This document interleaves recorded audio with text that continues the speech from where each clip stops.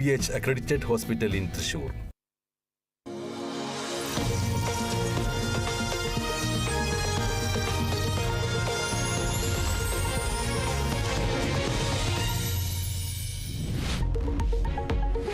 PV അൻവറിനെതിരെ പോര് കടുപ്പിച്ച CPIM.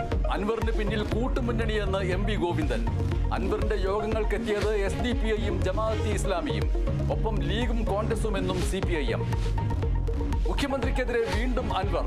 മലപ്പുറത്തെ സ്വർണ്ണക്കടത്ത് ദേശവിരുദ്ധമെന്ന പരാമർശം പിണറായിയുടെ മാറുന്ന മുഖം.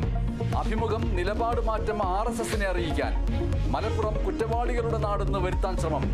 പി ശശിക്കെതിരായ പരാതിയുടെ പകർപ്പ് പുറത്തുവിട്ട് PV അൻവർ.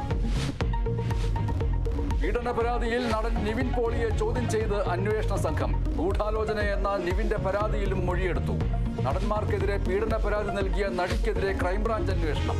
നടപടി നടിയുടെ ബന്ധു നൽകിയ പോക്സോ കേസിൽ. ഇടക്കാല ജാമ്യം ലഭിച്ചതോടെ അന്വേഷണ സംഘത്തിന് മുമ്പിൽ സിദ്ദിഖ് ഹാജരായേക്കും.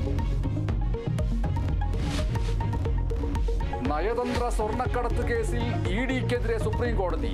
വിചാരണ കേരളത്തിന് പുറത്തേക്ക് മാറ്റണമെന്ന ഹർജിയിൽ വാദത്തിന് താൽപര്യമില്ലേ എന്ന് ചോദ്യം. കേസിൽ താൽപര്യമില്ലെന്ന് മനസ്സിലായി. വിമർശനം ഹർജിയിൽ വാദം മാറ്റണമെന്ന ED ആവശ്യത്തിൽ.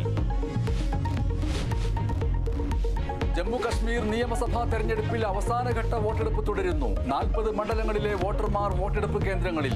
ഫലപ്രഖ്യാപനം ഒക്ടോബർ 8-ന്. അതിർത്തികളിലടക്കം കനത്ത സുരക്ഷ.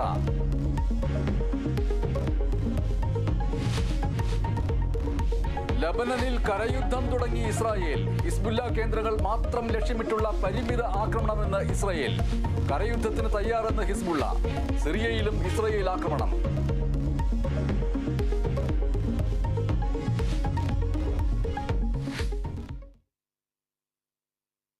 പ്രമുഖ ബോളിവുഡ് നടൻ ഗോവിന്ദയുടെ കാലിൽ അബദ്ധത്തിൽ വെടിപൊട്ടിയിരിക്കുകയാണ് ഇന്ന് രാവിലെ.